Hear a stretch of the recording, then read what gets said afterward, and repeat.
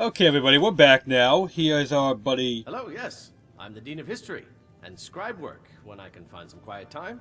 We're back here with Germain. We finished his quest in the last video, as you all might remember, so let's turn that in. My position. Be quiet. What a fascinating time to be alive. Mark me. These days will be remembered long after we're gone. They normally are, buddy. Apart from being a speech trainer, we have a drum for him, so let's turn that in, shall we? At last. I have searched for this drum for 20 years. The college treasury is a bit thin right now, but I can show you some tricks I learned from my days with the army. They're in good hands with you, Inga. Yes, Headmaster. As you can see here, when we complete his quest, we get one skill up in every single thing under the fighter's pass of the skill tree. Everything. One-handed, two-handed block, etc., etc. And that's kind of going to be the theme. We have 3 quests to do here. One's going to give us a bunch of sneak perks, and one's going to give us a bunch of magic perks. Well, not perks, skill ups. One of each type. And do you have one? Good evening. I'm Pantia Atia, the master vocalist. I don't think she does. Let me check. That damn fool. I should ring her neck. Oh, yes, she does. My mistake. Okay, whose neck do you want to ring? Lorena.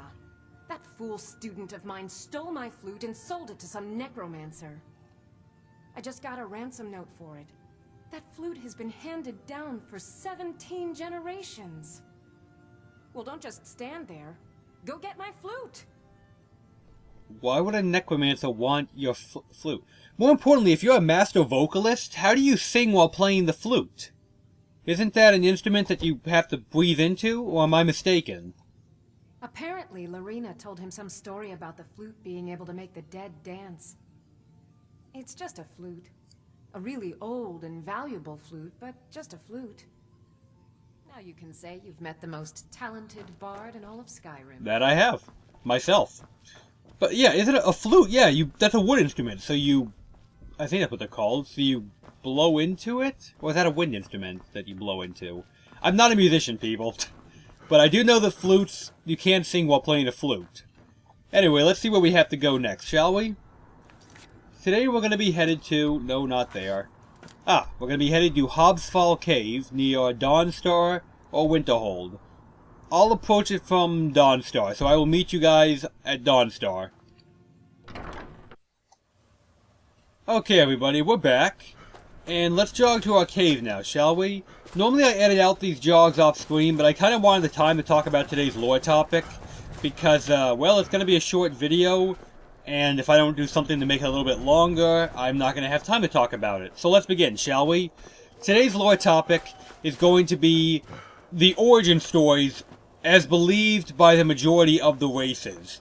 Now, full disclosure, I have no idea which origin story is correct, if any of them are. That's like asking me which of the many religions that have come up in human history in the real world, which one was accurate about how we got here. I don't know that. None of you could know it either. We all just believe what we believe. And that's kind of how it is with the Elder Scrolls. For example, the elves, pretty much all the elves, believe the same thing. They believe they were once gods who became mortal during the creation of the world because the gods used up too much god power and it kind of screwed up their divinity. That's a very paraphrased version. I could go into a lot more depth, but I don't want to drag this out all day, and I have to cover a lot of races.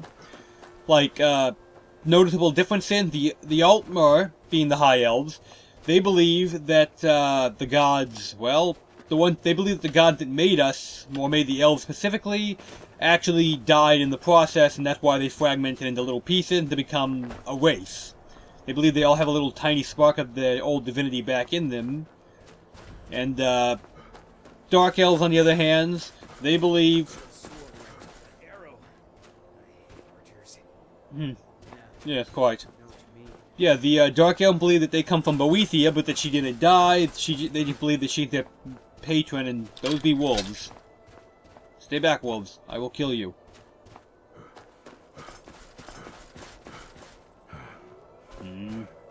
So I got quiet for a moment. I'm watching these wolves. Wondering if I'm about to be in a fight or not. If you just keep your distance, a lot of times things won't attack you. Oh no, if I escape the wolves, I'm going to be eaten by a walrus. Yeah, that's going to be a bad day. God, imagine if I actually lost to one of those. Just be embarrassing. Oh good, they're distracted. They can fight each other. You launched to the freaking wall with you, idiot. Okay, sorry, back to the lore topic. I'm getting sidetracked here. Yeah, I mentioned how the Dark Elves and High Elves work. Brenton have a weird one, you see, because Brenton are not technically elf or man. Brenton are half elves, half men, but they technically have more human blood in them than elf blood. They kind of, from what I can gather, they go with the human side of things, in thinking they were created, the 9 divines, well, 8 at the time, because Talos was not a divine at the creation of the world. They believe that the 8 divines actually created them, I guess, to have worshippers on this place. I guess. I'm not really sure why they think the gods took the time to create them, but they do. So yeah, the Brenton kind of a weird one on that, because they don't have really any, they don't have their own proper one, because they're not human or elf, they're both, so they don't know which side to follow. Most humans believe what I just said, that they were created by the gods to, well, I guess to have worshippers. I guess. Oh good, we're here. I was getting a little spun around on how to reach this cave. It's right down here. Okay. Hobbs Fall, check. Let's see. The Argonians, they have a weird one. They believe they were made by hist trees. Literally, this very, very large tree that produce some type of toxic gas that the Argonians get really high off of. And they believe that is actually how they came into being, and that the hist tree is their mother. It actually birthed all Argonians. Now, it is literally just a giant tree. Maybe through some weird evolution they're correct, but I find that one harder to believe than most of the others. You coming? Right then, as I was saying, the orcs believe they come from Malakath. Or was it Molag Bale? No, it's Malakath. Definitely Malakath. Sorry. Yeah, the orcs believe... Whoop, another wolf. They believe they come from Malakath, who is like the patron god of well, he's a Daedra, but he's like the patron of orcs because he really likes orcs, and they like him because of it. Anyway, see what's in Hobbs Fall Cave, shall we? I'm expecting necromancers. Okay, and here we are inside. Now, like I said, each of the origin stories of the races, essentially, they almost all, minus the Khajiit and the Argonians, so except the beast races, they all believe they came to be from the gods. Nobody preaches evolution in this game, apparently. Stay down. But they all believe they came from the gods, being the Daedra or the Aedra. I'm showing you this book real quick, because it talks briefly about each Daedra. There are, I want to say, like, 17 of them in total? Although I'm not sure if that actually counts, well, it'd be an Oblivion Sword. There's one divine in Oblivion who there's actually like 2 versions of him. I'm not sure if the 17 realms count him twice or not. But yeah, if you're interested in reading just a tiny bit about Daedra, you know, that's why I put this on screen for you, because we're talking about him a little bit today. Yeah, so they get worshipped by a lot of the races and such. And they've all pretty much got their own origin story. I haven't gone over it very much at all. I'm not even sure I covered every race, but except for the beast folk being the Argonians and the Khajiit, everyone has pretty much the same story. They have slight differences. Wow, I really threw that guy, huh? I mean, they have slight differences in the stories, but they're not that different. You got the gods create us. Which god particularly makes me depends on the race, but that's pretty much how all the stories go. So they're a lot less diverse than you would expect from, say, you know, the difference between how a Roman and a Viking would have believed back in real life. I'm letting this one come to me because I don't want to get hit with too many ice balls. Aw, well, I thought I was going to hit him that time. Alright, he's down. Good. And that skeleton doesn't want to play. I wonder why not. Oh, hey, what's up? Looks like we got another guy down there we can't reach safely, so we're going to have to loop back around to find him. Whoa. Okay, now their chance to move. Perfect. See, so that's about all I'm going to say on the lore topic today. Like I said, I'm trying not to burn too much of my lore on the Bards, because a lot of the stuff I want to talk about, I can talk about better in other guilds when it's more pertinent, but this topic will never come up, so I thought I'd go over it briefly, just to give you guys an idea of where the races get their beliefs on survival from. Alright, back up. Now, whoa, what the hell? Where did you come from? Right here, when you pull this one, you want to get across the bridge over here, because you do not want to be caught in that opening. Stop that. Man, you are a novice. That was your idea of the great summon with a goat? Oh my. Okay. I'm taking that scroll. I might actually use it. Whoa, crap. That's an apprentice. That's a bit of a more dangerous one. Oh yeah, he just reminded me. Something I forgot to mention. So I guess that's a good thing that he said that. The Dark Elves, while a lot of them do believe they came from Boethia, I believe. Yeah, well, a lot of Dark Elves believe they came from Boethia. They still worship Azura as their goddess for the most part. More do than don't. So I don't know how that works, but like I said, different stories depending on who you ask. And I can't even promise you that everything I've said today is accurate, because even among the races, some of them have their own arguments about how they came into being. Like, among the race, not just race to race, in the same race. Like, one high elf thinks this, another one thinks something else entirely. But I went by what I understand to be the most popular belief among the peoples, anyway. Is it accurate? I don't know, but that's what they think. Like all religion, it's up to you to decide what you believe, and, you know, try not to be too much of an asshole to other people about it. Wow, I'm getting a lot of conjuration magic. Maybe the game wanted me to be a conjurer for this. Anyway, to continue on, you pull the chain. You can see the thing we're looking for isn't quite here, so we gotta go deeper in to find it. Oh, this is a mage trap. You see these sometimes in dungeons. You know, I'll show you how to disarm them. Disarmed. Disarmed. Disarmed. Yes, it's that easy. Oh, get out of there. Mage traps are very simple. You see a pillar, you see a soul gem, you take out the soul gem, the trap disarms. It's not that big a deal. Come and get some, lady.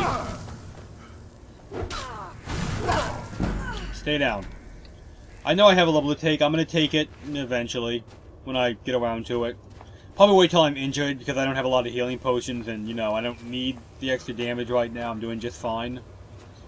I count 1, 2, 3 necromancers. Okay, that could actually be a problem, especially if one of them's a big one. Oh, they were sacrificing somebody, by the way. I don't have the stealth to actually get up there quietly, so I didn't bother, but if you snuck up, you could hear them doing like a sacrificial rite. Oh, I hate fighting mages for that reason. It's such a pain to reach them. Here we go. Okay, time to take that level, eh? A lot of frost damage flying around. Ow. I kill the big one first. There we go. You.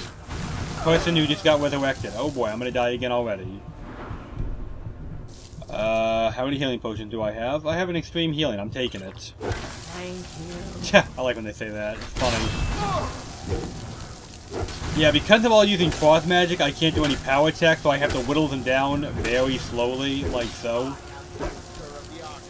Now force him to get a little closer. Pin him in a corner and chop him up. He's gonna kill me because I can't run because he's, well, using frost magic. That's why I'm not a fan of fighting frost mages, ever. But you don't always have a choice in the matter, like today. And that's pretty much how this entire build goes. I just truck the pain, I walk up and I smack people in the head. It's a very simple build. It's very simple. That's kind of why I don't much care for it. I like more complex builds like stealth and, you know, sword and board. At least I can stun people effectively. I can stun with this build if I do this.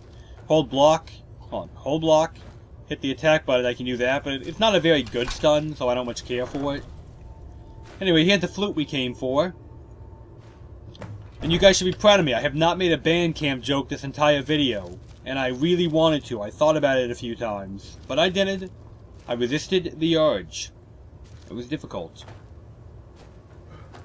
Anyway, with that done, let's get out of here. Is this the right way? I think it's the right way to get out. Healing potions, nice. More healing potions, even nicer. I think you get out this way, though why am I seeing dead bodies? Well, ash piles, specifically. Well, whatever, we're going this way now. Oh, there's still enemies nearby, too, okay. Okay, I definitely feel like I'm going the wrong way, because I'm pretty sure I would end up down... Oh, shit. Don't do that. Do not jump off that bridge like that. But I had a feeling I was supposed to be down here by the end of the dungeon, so I was getting suspicious. Totally did that on purpose. That was not me walking off an edge because I leaned too far over. That's not what happened. I meant to do that. Thankfully, I'm an orc. We can take a lot of abuse. Alright, let's kill another necromancer.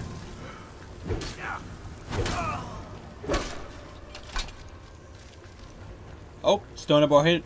One of the unusual gems, or the Stones of Barzintinian. Hope I said that correctly. Not a fan of that quest. It's not very fun. It requires you to do an insane amount of work, and you don't get anything good for it. Yep, not a fun quest. Oh look. More people who don't much care for me being here. Alright, they're all dead. Now I think I've killed everyone in the cave at this point. I do believe we're free to leave without any problems. At least I think so. Okay, let's see. This is where we came in. Well, where we fought the boss, I think. Wait. Okay, no, I know where I am now. Okay, yep. That was the side passage. I go out there. I go this way, and the exit should be right around the corner over here. Okay, now I know where I am. I don't like this cave. I get really, well, spun around in it. Every time I've done this, even in my test runs, I got spun around every single time. I don't know why this particular cavern is so hard for me, but it is. Anyway, let's just reach the exit and call it a video. And then I'll only have one more quest left, and that'll be all the bards have. And then, if I don't get some request for some quest you guys want to see by the time I finish that video, then I'm going to go ahead and start a different guild, because I don't like this build. I don't like two-handed builds. I don't find them fun. Just not my thing, you know? Now, where is the exit? Good lord. I don't want to be in here anymore. Finally, okay. Excuse me. So then, on the next part, we'll head back to the Bards College. I'll turn in this quest and I'll pick up the last one, which is thankfully a much easier cave than the one we did today. So as always, I hope you guys enjoyed the video. I'm Nosgard Silverclaw, and I'm signing out, so have a good one. And there's our awesome looking bard. So bardic. So bardic.